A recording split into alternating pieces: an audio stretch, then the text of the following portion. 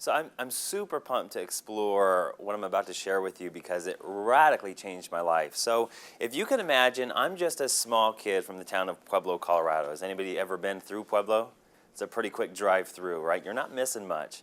But growing up, my passion was playing football, and my vision and my dream was to play professional football.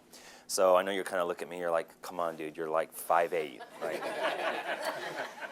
And so growing up, I remember I was 5 years old, I tried on my first helmet, I held my first football, and I just knew, something just clicked. Have you ever had that happen? You did something, you tried something on, you felt something, and you just knew something clicked. Well, something felt really special with this game, and I just fell in love with it. And over the course of middle school, high school, I worked my tail off, and I ended up breaking most of the records for receiving yards, receptions, and touchdowns in the state of Colorado. And it got me a full ride scholarship to the University of Northern Colorado, where I played for 5 years. And as I was continually growing and finding more and more success, my senior year, I was 95 yards short of breaking our school record for yards in a career. And how many of you watch football? Yeah. So if you can imagine, right, it's just a harmless run play. So I'm the wide receiver. I'm the guy who catches the ball and runs for touchdowns, at least I attempt to. And the run's coming from behind me, right? So I'm sitting there, and my job on this play is to block the defender from tackling the running back. So as I'm blocking the running back, I plant my right foot, and I give one last thrust into the defender to keep him away from the running back. Little did I know, the running back got tackled from behind, and about 400 pounds of force and weight from both of them come and just shatter my leg. And I got up. It was crazy. I got up, and I reached down to feel my leg because I knew something happened. And I felt the bone shift in my leg. And I knew it was over. The physical pain wasn't anywhere near the emotional pain that I'd felt of knowing that a childhood dream had come to an end. So I graduated from the University of Northern Colorado with a communication degree, and I had no idea what I wanted to do. So I decided to move to Denver, Colorado, where I thought there was more opportunity.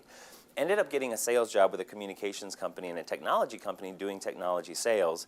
And over the course of about 2.5 years, I fell into a really deep state of depression. I was drinking alcohol very heavily, trying to stuff this feeling like I wasn't making a difference, feeling like I really wasn't living a fulfilling life. Has anybody ever been there? And sometimes those are our most profound moments because this one thing. We start to ask questions that open our world back up. So Anthony Robbins says that the quality of our lives is in direct correlation to the quality of the questions we consistently ask ourselves. The quality of our life is in direct correlation with the quality of the questions we consistently ask ourselves. And Voltaire said, judge a man by his questions, not by his answers. Now here's the challenge. When we're born, we're run through the traditional schooling system, we're literally judged and graded on what? Our answers. But when we're kids, right? Think about when you were 3. How many of you have kids? Or were a kid at one point? So when we're 3, 4 years old, we have this like massive level of curiosity, don't we? And our favorite question is what? Why? And how fast do we grow when we're a kid? Like how much do we absorb? How much do we learn in that short period of time? Why do you think that is? It's curiosity. And then we get run through the traditional schooling system and we're judged and graded for our answers that we get. Right? We're literally praised for having the right answers, and we're scolded for having the wrong answers. Most of our life, from age 5 to about 18, is determined on the letters that we get on a piece of paper. Isn't that interesting? And so the thing that I want you to write down here, and I'm going to offer a couple of tools in our time together that will help open up your universe a lot more. And the first one is, what else is possible? What else is possible? So when something happens in your life or in your business or you're managing people, if something happens and it's not necessarily something to your favor, instead of going to a conclusion, why not ask, what else is possible here? Now here's the thing. Since we've been so conditioned to have the right answers and we go through life like looking to get the right answers, looking to get life right, looking to get our job right, to live in curiosity is kind of against the norm, isn't it? And so Questions will create possibility, and conclusions will create limitation. That makes sense? Questions create possibility, conclusions create limitation.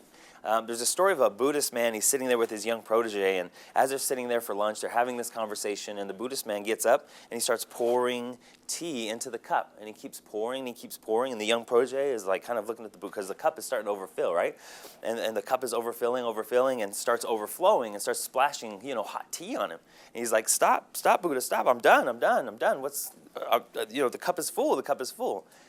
And the Buddhist man looks down at him. He said, "This is exactly how your mind is. Full of your own conclusions, full of your own beliefs. If you want to learn something, you have to empty the cup of your mind."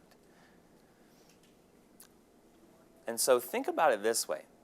The more that we try to get things right in our careers, in our lives, does that feel light or heavy in your universe? It feels heavy. But let me ask you, does living in the space of the question, living in questions, feel more light and fun or heavy? So part of what we have to do is condition ourselves out of having the right answers and be willing to live in the space of the question.